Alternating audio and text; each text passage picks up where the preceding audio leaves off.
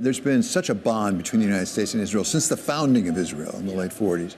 How strained is that right now? We're seeing it fall into the public domain right now between President Biden and Prime Minister Netanyahu. I think it's important to remember that in the days after October 7th, Israel could not ask for a stronger statement from the President of the United States than President Biden made. Not only did he make a statement, he took Air Force One, flew to Israel, the commander-in-chief of the most powerful military in the war, sat with Israel's war cabinet, made it clear whose side he was on. Since then, he's done everything he can to get Israel the military supplies and munitions they need. Even though there's dysfunctionality in Congress, he's worked around that. His administration has vetoed resolutions of the UN Security Council that were highly critical of Israel or called for an immediate ceasefire. On issue after issue, he's been as supportive of Israel as one could get.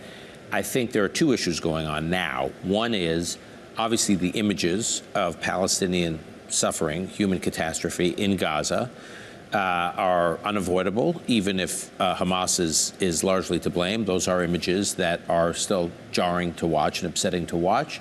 And for President Biden's progressive base that he needs to turn out in November, his advisors want those images off of television screens and off of TikTok.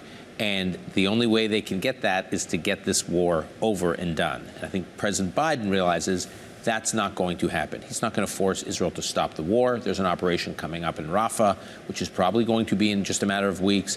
That is over 1.3 million Palestinian Gazans, civilians are there, some subset of them civilians. And so it's going to be a tough fight, and there's no way around that. So I think the calculation the administration is making is the best they can do is, even though they continue to support Israel, force a public fight with Netanyahu. Netanyahu is strongly disliked by President Biden's progressive base. And even if he can't stop the war, even if President Biden knows strategically it would be a complete failure to stop the war, the U.S. doesn't really want Israel to leave Hamas intact, he still has to demonstrate that he is going head-to-head against Netanyahu. And it's more performative than actual concrete policy-based. Well, Dan, you bring up something that I've been wondering, the fact that we do have a presidential election in November, and we're talking about Biden, the candidate. The fact that it's a presidential election year, do you think that that is impacting how the Biden administration is handling this? Absolutely. I think it's somewhat of a mistake, but I think there's no question that it is. I think his advisors are worried about enthusiasm among his progressive base. If it's an extremely close election, you need your base to be motivated. And and they are worried that their base will not be motivated. Now, I believe that if Donald Trump is the opposing candidate, they will have no problem motivating the progressive base. And the progressive base is going to be much more focused on stopping Donald Trump than concerned for the plight of Palestinians in Gaza. That said, the advisors around him are worried about that. And I also think, for what it's worth, with the rise of anti-Semitism in the U.S., according to the ADL, according to the FBI, anti-Semitic incidents are up 400% or 500% since October 7th.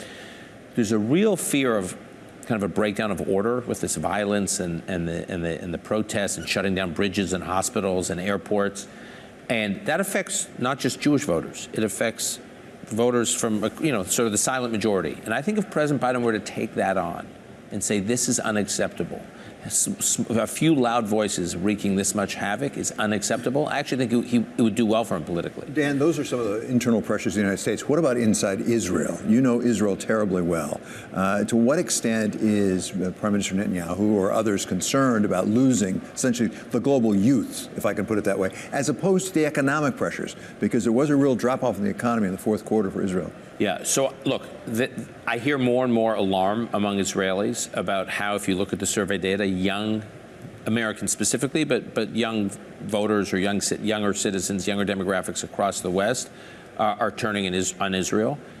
That is a concern they have, that they are evaluating whether or not it has long-term implications, but their short and near-term concerns are winning the war. When I say winning the war, meaning they believe that if Hamas or its leadership or any part of its military capability, its infrastructure, is left intact, Israel will never be able to restore a deterrent capability again, which means you talk about its economy, right? The economy shrunk by 20% in the fourth quarter. Things, as you and I were discussing earlier, David, look better now. This year could be better for the Israeli economy, but the economy's definitely suffered. People are out of the workforce. 18% of the Israeli workforce was out of the workforce during the first few months of the war because they were called up for reserves and whatnot. If Israelis feel that they cannot restore their security and not restore a deterrent capability. That shrunken Israel will be Israel's new reality. So the most immediate thing they're considering, the most immediate objective is restore normalcy, restore security. And you can't do that without winning the war in their minds. So they'll live to fight the PR war another day. The immediate term from their perspective is they have to get rid of this threat. Well, Dan, talk to us within the economy about the startup economy. Obviously, that's something you know very well, have authored multiple books on the subject. We've seen, of course, a sharp drop-off in funding to Israeli startups. What kind of lasting impact do you see that potentially having? So, look, there's no question that venture capital being attracted to Israel is down, although it's still very high. It's still on a per capita basis, the highest in the world. And some of it has synced with macro trends. So, I don't want to overstate the uniqueness to Israel's situation. But there's no question that for Israeli startups, having your senior people called up to reserve duty out of nowhere. So if your head of business development at your tech company of 120 employees is called up and has to disappear for 4 months rather than working on closing deals, that is a hit to the company. The hope is now that these reservists are coming back because they've been redeployed. People are being called back into, reintegrated into Israeli civilian society. That will change. That's partly why you're seeing a little bit of an uptick in the Tel Aviv Stock Exchange. And there is also this sense that after every war in Israel's modern history, the economy has tended to really bounce back for a variety of reasons. I think since the startup nation has really flourished, the number one reason is Israeli entrepreneurs are among the most unique in the world because these are very resourceful young people who know how to lead, they know how to make life and death decisions, they're extremely improvisational, they have a lot of interdisciplinary skills. This is what the CEOs of multinational companies tell me all the time. There are over 450 multinationals with operations set up in Israel. Everything from Meta and Intel and Microsoft to Procter & Gamble and Coca-Cola. They all have operations there, and they say the talent you get in these young Israelis is unlike anything they see elsewhere in the world. So the question is, many of them have just been plucked out of their daily jobs at their big multinationals or at their startups, and then they're put literally into the battlefield again. Leadership training, crucial leadership experiences, and then they get put back into their companies. Many analysts are saying this startup nation talent pool will be even stronger after this war. They'll go through a period of trauma. I don't want to understate that the pain and the overhang of the trauma, but it will be a stronger, more dynamic, more capable talent tech force by virtue of the fact that so many of them have had to serve during this difficult time.